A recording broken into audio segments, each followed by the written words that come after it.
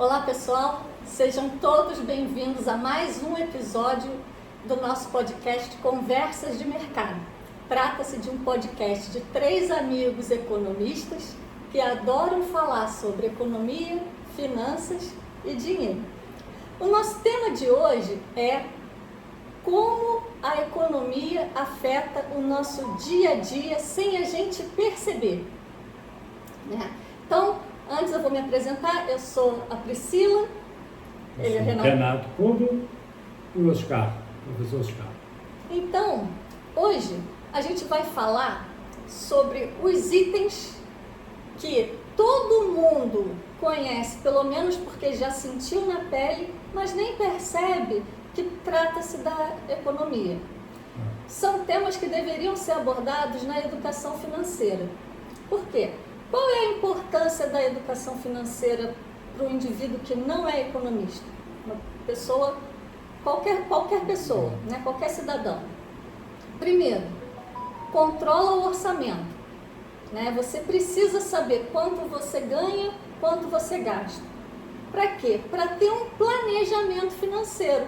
Quais são os objetivos, ou seja, quais serão os seus gastos de curto, médio e longo prazo. E assim, você poder fazer uma poupança para poder alcançar esses objetivos. A gente já falou sobre isso em outro podcast, né? Mas uma outra coisa também que é muito importante na educação financeira é o uso responsável do crédito. Ou seja, você se endividar de maneira consciente ou pelo menos de maneira inteligente. E para isso, né, a gente precisa entender de questões como os juros e o crédito, né, a inflação, por que os preços aumentam, o salário mínimo, como afeta o aumento do salário mínimo no consumo, na renda, etc. Né? Então, esses assuntos com certeza vocês já ouviram falar, né? E a gente vai falar aqui um pouquinho para que vocês entendam como eles funcionam, ok? Então vamos lá. Então, você, Priscila, estava falando do uso consciente do crédito, né? O crédito é uma coisa muito cara no Brasil. E ela é impactada por várias variáveis econômicas, mas certamente a inflação é uma dessas variáveis que impacta na taxa nominal, né, e na taxa real. Vamos esquecer do nominal real porque confunde o nosso público, mas afeta o cálculo da taxa de juros. E a inflação, por sua vez, ela é um aumento, né, generalizado de preços. E para o leigo é muito importante que ele tenha consciência que o preço aqui do meu óculos, da minha camisa, o preço dos alimentos de forma geral, os preços de forma geral, eles refletem 3 outros preços, né, na economia, que é o preço do dinheiro, que é a taxa de juros, o preço do trabalho humano, que aqui no Brasil é basicamente o salário mínimo, ele é uma grande referência do preço da mão de obra, e o preço da moeda estrangeira, do câmbio, né? Simplesmente vamos falar aqui a cotação do dólar. Então, esses 3 preços vão influenciar o preço da minha camisa, direto ou indiretamente, vão influenciar o preço do meu óculos, vão influenciar o preço da batata, o preço do chuchu, o preço do jogo que a gente vai ver daqui a pouco, né? O preço do combustível. E esses preços, depois, gente, por sua vez, quando há um aumento, né, do salário, há um aumento da taxa de juros, há um aumento da taxa de câmbio, isso tudo provoca um aumento desses preços. Aí começa um aumento generalizado do preço, que é a inflação. Diferente, antes da gente entrar mais especificamente nesse assunto, eu quero aqui diferenciar o aumento de um preço para o aumento geral do preço. A inflação é o aumento geral do preço, que é esse efeito dominó que o Renato está falando. Mas, por exemplo, digamos que teve um dia de calor intenso no inverno no Rio de Janeiro. E aí esse calor intenso inesperado fez aumentar a demanda por ventiladores. E aí, o que vai acontecer? A demanda vai ficar maior do que a oferta e o preço vai subir.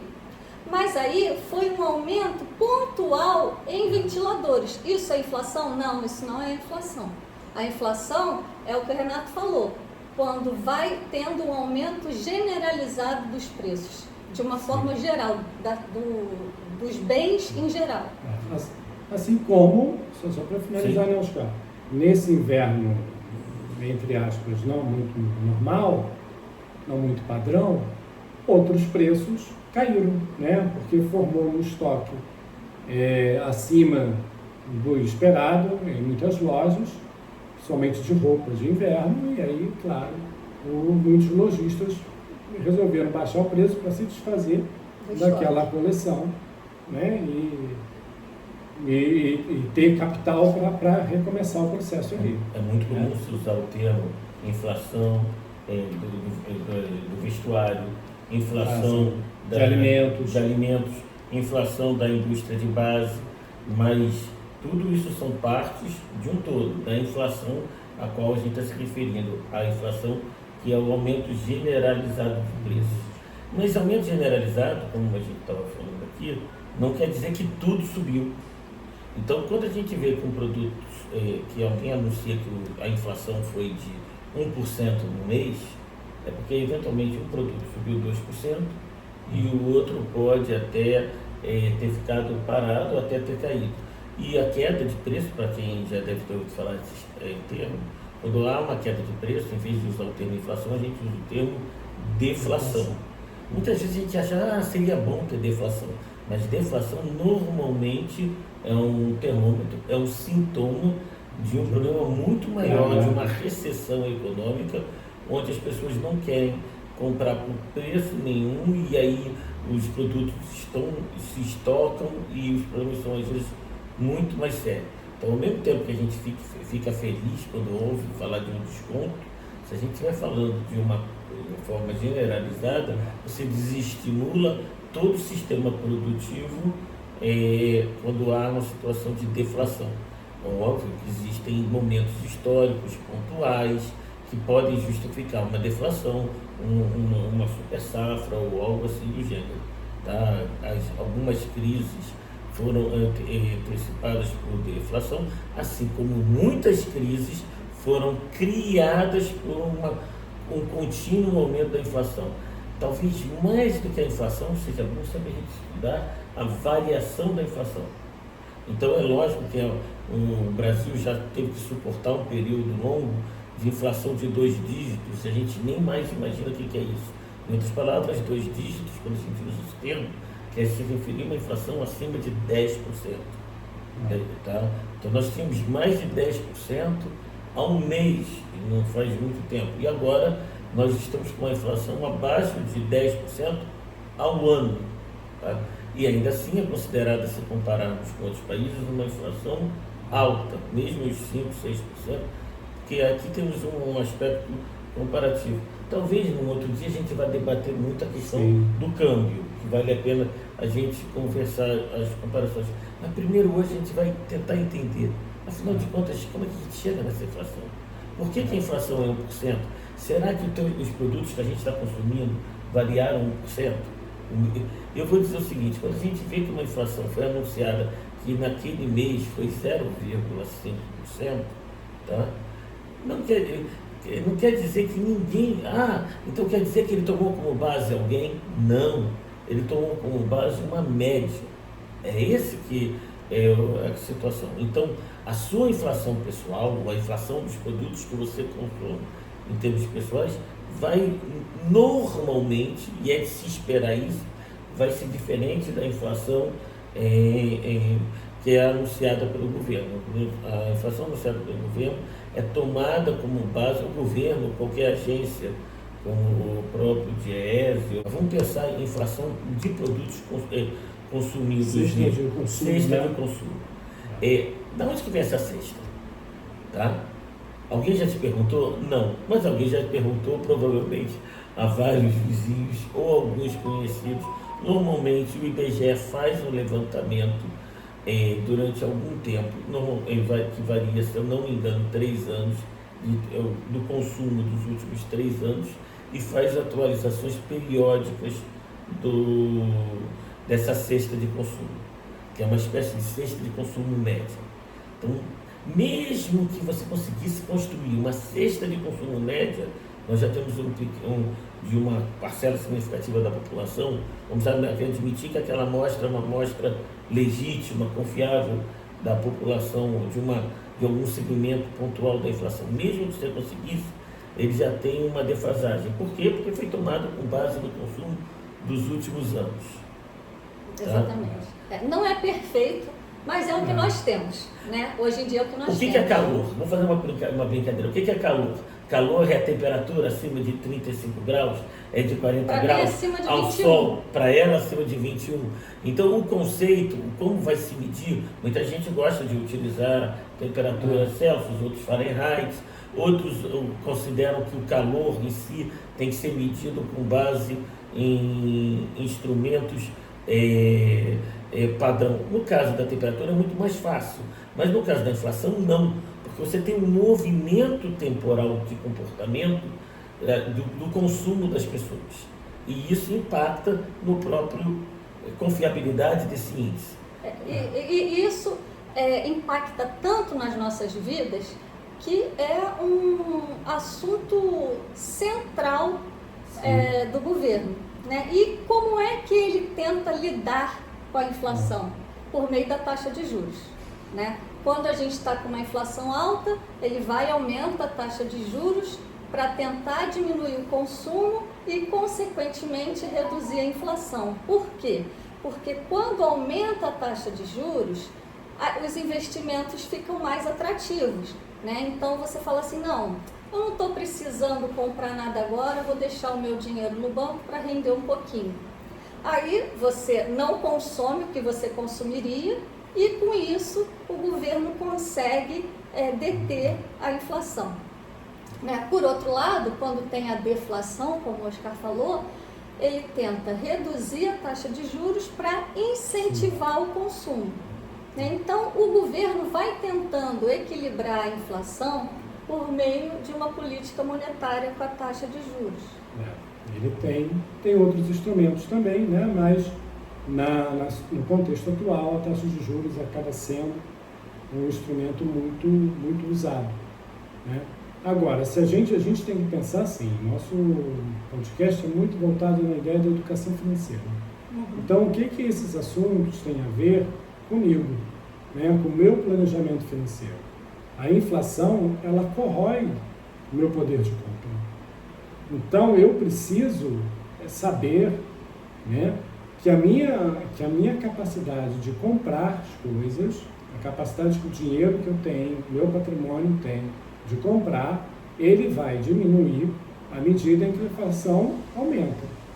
E ele vai subir à medida em que a inflação cai, ou pelo menos fica estabilizada, porque aí a minha capacidade não fica alterada de um período para o outro. Mantida a tua receita estável. Mantida a minha receita estável. Antigamente, para que isso não acontecesse de maneira tão truculenta com a maioria das pessoas, os salários eram diretamente indexados à inflação. E nesse momento da indexação, né, que era uma coisa que muita gente já está discutindo, se é bom, se não é, nesse momento da indexação, a gente confundiu, chegou a se ter uma coisa que a própria inflação era retroalimentada, porque todo mundo ia a expectativa de receber um salário maior em função da inflação passada, e isso influenciava a inflação do semestre seguinte. Essa foi talvez a grande quebra e o grande objetivo que o Plano Real tentou fazer. Então, fazer uma desindexação, né? A desindexação. Então, quando a gente dos preços. Quando a gente fala que o Plano Real foi uma panaceia que mudou, mas talvez o foco central foi exatamente tirar a necessidade ou a mentalidade de que você tem que fazer esse ajuste quase que automático. Quase que automático. Ele conseguiu reduzir a memória inflacionária que a gente tinha. Mas, se você perceber, logo que teve a conversão da URV para o real, o frango era menos de R$1, o iogurte era menos de R$1, só que aí, como a gente tinha aquela memória inflacionária, ainda ficou um resquício, e logo os produtos que custavam moedas, né, centavos, menos de R$1, eles duraram muito pouco tempo. Todo mundo foi passando para R$1 porque achava que não fazia sentido um produto, principalmente um frango, né, uma proteína, uma comida nobre, digamos assim, custar centavos. Isso foi fruto da memória inflacionária. Mas eu me lembro de uma coisa interessante daquela época, que eram as lojas de 99 centavos. Não tem mais. Não tem mais. Que saudade, né? Saudade. E aí, como o salário mínimo hoje em dia não é mais indexado, mas mesmo assim ainda há uma pressão para pelo menos manter. Essa indexação hoje ocorre de forma mais gradual, com correções anuais em vez de correções mensais. Mas é bem menos impactante, e aí você não vai dizer, em janeiro aumentou, então em março, julho. Não, você sempre é para que garanta um mínimo de continuidade do poder de compra, e muitas vezes o governo tenta aumentar esse poder de compra de forma gradual. Tá? E aí tem algumas outras forças, por exemplo, as forças sindicais que tentam aumentar realmente não só o salário de acordo com a inflação, mas acima da inflação. Né? E aí aumenta o consumo, aumentando o consumo, aumenta o preço, aumenta a inflação, e a gente chega nesse ciclo vicioso novamente. Então a gente fica sempre nesse trade-off. Se ele for no patamar certo, eu acho que vai ser saudável. O problema é que ele significa um aumento de consumo. O problema é chegar no acordo do que é saudável. Né?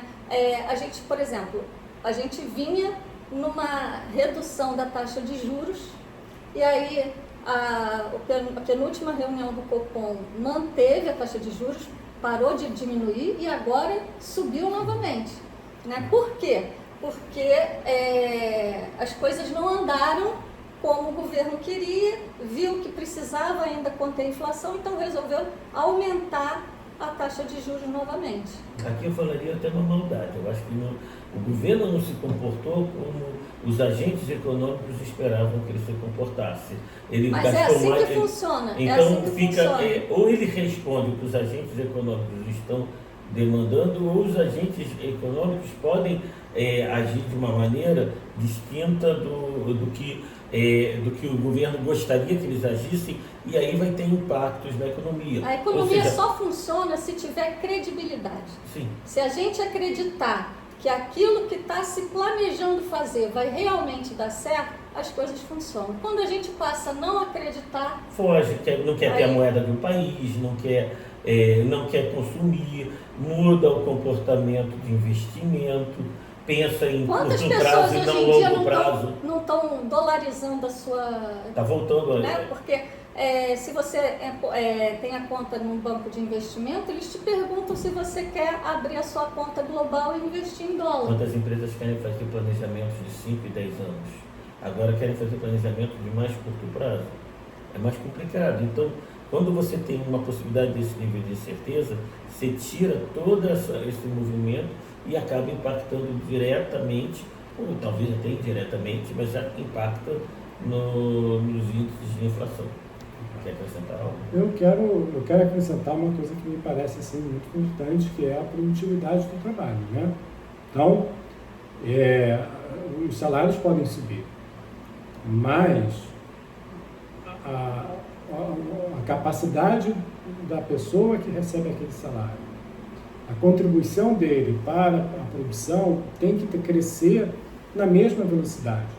Então, se eu tenho um aumento de 10% do meu salário, porque o meu sindicato é forte, se organizou e conseguiu, mas ao mesmo tempo, em função de investimentos, e aí, gente, investimento produtivo, não é investimento financeiro, os investimentos produtivos estão acontecendo na empresa onde eu trabalho, ou, se quiser ampliar a sensação de coletividade, na economia como um todo, Então, quando eu for trabalhar, eu consigo produzir, na mesma carga de trabalho, um volume maior de riqueza. Então, se eu consigo produzir 10% a mais de riqueza do que eu estava produzindo, eu posso pegar uma parte dessa riqueza nova e ficar comigo, através de um aumento de salário para mim. Uma outra parte dessa riqueza nova, ela tem que ser distribuída com as outras pessoas que participaram do processo. Quem participa do processo? O dono da empresa, o banco, que ele recebe normalmente, ele adianta o dinheiro para o empresário investir, então uma parte também vai ficar com ele, e uma outra parte fica com o governo. Então, o investimento produtivo permite o crescimento da produtividade do trabalho, que por sua vez permite à sociedade produzir mais. Quando há uma produção maior da riqueza, a gente consegue, então, que um aumento de salário ocorra sem que esse aumento venha provocar impacto sobre os preços, né? O duro nessa roda é você fazer o investimento produtivo subir. Como disse o professor Oscar aqui, quando o prazo de planejamento era 10 anos, passa para 5, e agora para prazos mais curtos, dificilmente vai acontecer um investimento produtivo forte, porque ninguém vai fazer um investimento em uma fábrica pensando na demanda nos próximos 2 ou 3 anos, né? Não existe cálculo de viabilidade econômica de um projeto assim, a não ser que ele dê uma margem de lucro astronômica. Mas se ele der uma margem de lucro astronômica, o preço de venda dele vai ficar muito alto. Então não funciona, né? Ninguém abre fábrica para produzir 2 anos e fechar a fábrica, certo? Mas assim, gente, eu tenho que entender isso. Então, se eu estou fazendo meu planejamento financeiro, eu tenho que estar prestando atenção à inflação. Eu não sou economista e nem preciso saber, nem preciso ser, mas eu preciso saber que se os preços estão subindo numa velocidade cada vez crescente, eu preciso proteger meu patrimônio, porque senão a minha capacidade de compra vai ficar cada vez menor, né? Eu vou empobrecer sem perceber. Quando eu perceber, já foi. Também tem que estar de olho na taxa de juros, né? Qual é a expectativa? Sim. A taxa de juros subir ou cair? Né? Se eu estou no momento de taxa de juros alta, o que eu vou tentar fazer? Aumentar minha poupança e diminuir os meus gastos, porque com certeza aquele gasto vai ficar mais caro com a taxa de juros mais alta. Se eu precisar de um financiamento para bancar aquele gasto, com certeza vai ficar muito mais caro do que no momento de taxa de juros mais baixa, né? Então, um dos objetivos da educação financeira é essa, você saber tomar decisões mais inteligentes, mais conscientes, e para isso você precisa ficar antenado em alguns pontos da economia. A gente aqui não está querendo ser chato. O que eu entendo de mecânica de automóvel? Nada. Mas eu sei que depois de uma certa quilometragem, preciso tirar o óleo velho, colocar um óleo novo. E eu também sei que não adianta trocar o óleo e manter o filtro de óleo velho.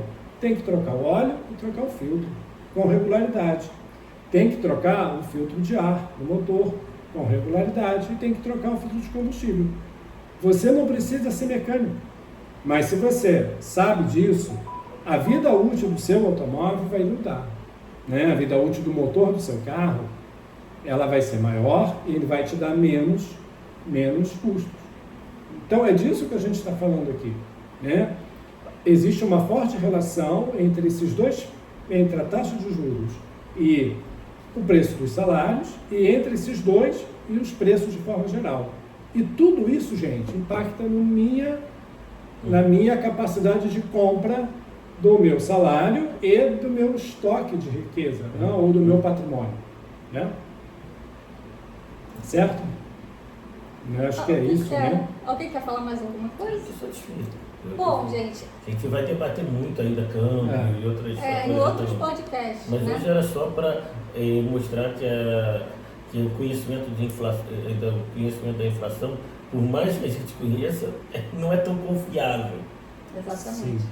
Bom, gente, Era isso que a gente tinha para falar hoje. Muito obrigada por ter assistido esse vídeo até aqui. E se você quiser fazer mais perguntas para a gente sobre esse assunto ou quiser sugerir um novo assunto, posta nos comentários que a gente vai ter o maior prazer de ler e responder, ok? Tchau, tchau, até a próxima. Tchau, tchau, gente. Tchau, tchau.